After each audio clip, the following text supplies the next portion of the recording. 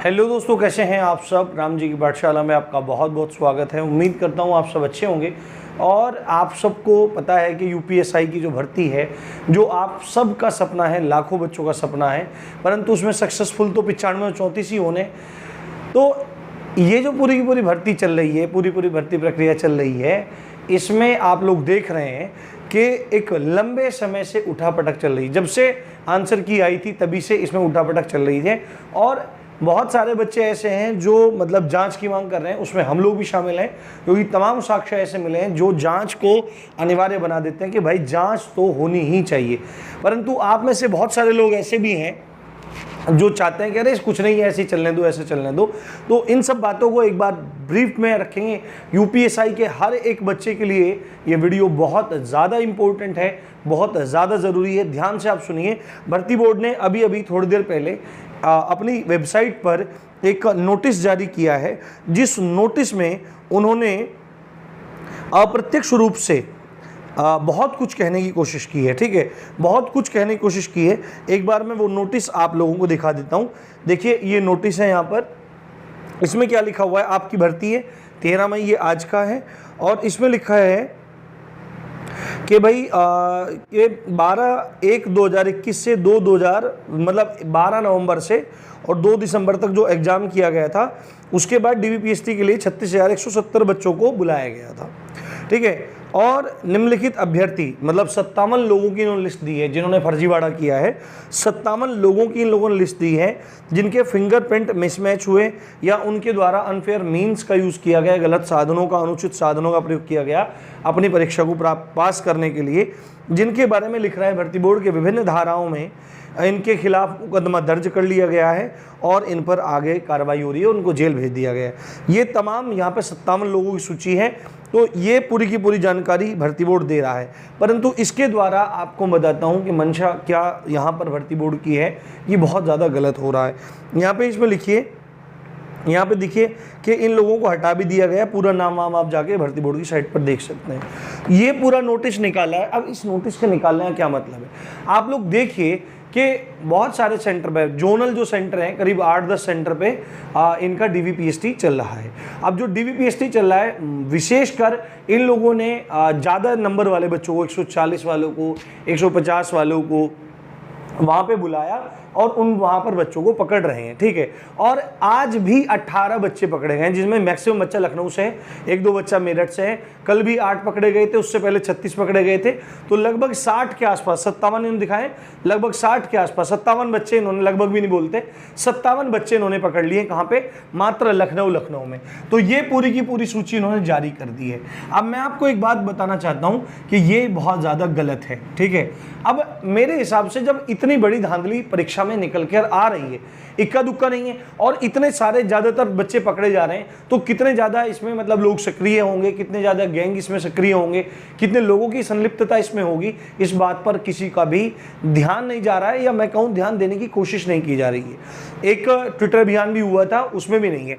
जो जेन्युइन बच्चा है, जिन्होंने मेहनत करके परीक्षा को पास किया है, एक्चुअली मैं बात बताऊँ, उनके मन में संदेह आ गया है कि भाई हमारा भी सिलेक्शन होगा कि नहीं। आप ये देखो, ये केवल लखनऊ सेंटर से मैक्सिमम बच्चे पकड़े हैं। अगर अदर सेंटर पे भी अच्छे से जांच होती, सब चीज़ों को देखा जाता, तो बहुत बड़ी संख्या में निकल के चलता, हजारों में ये संख्या निश्चित पहुंचती।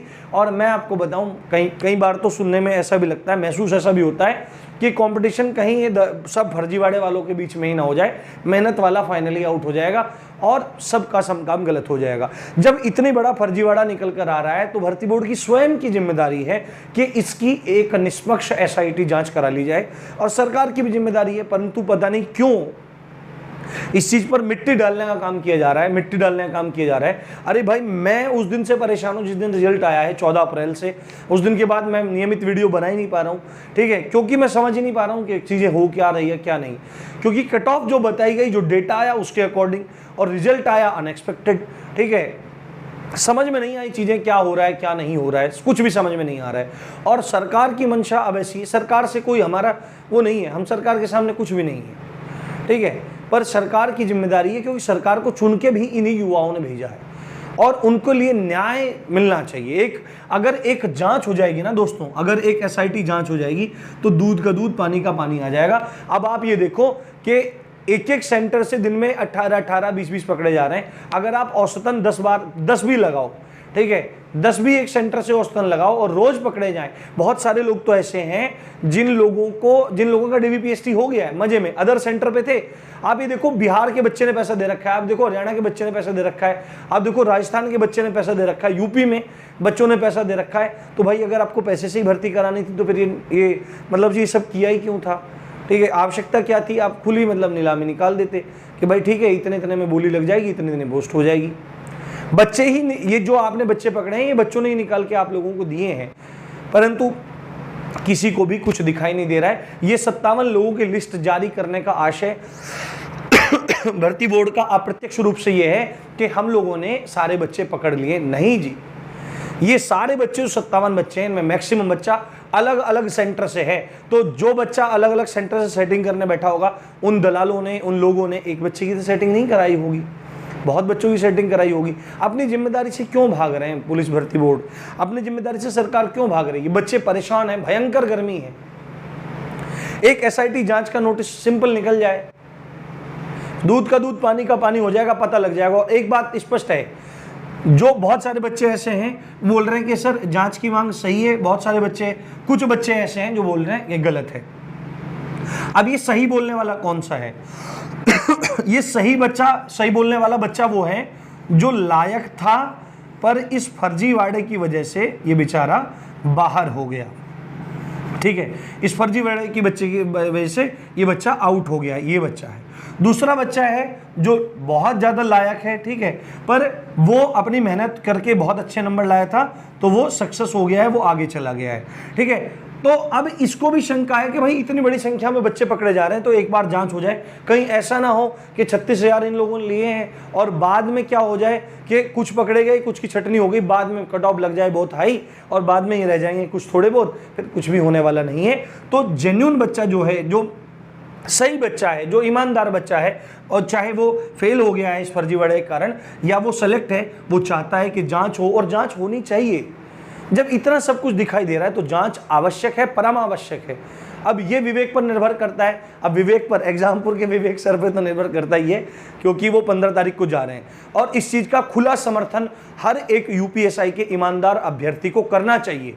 ठीक है, तमाम लोग जा रहे हैं, मैं भी अपने बारे में आपको बात बताता हूँ, मेरा पूरा का पूरा समर्थन आपको है, पर मैं अपनी स्थिति बता चुका हूँ भाई।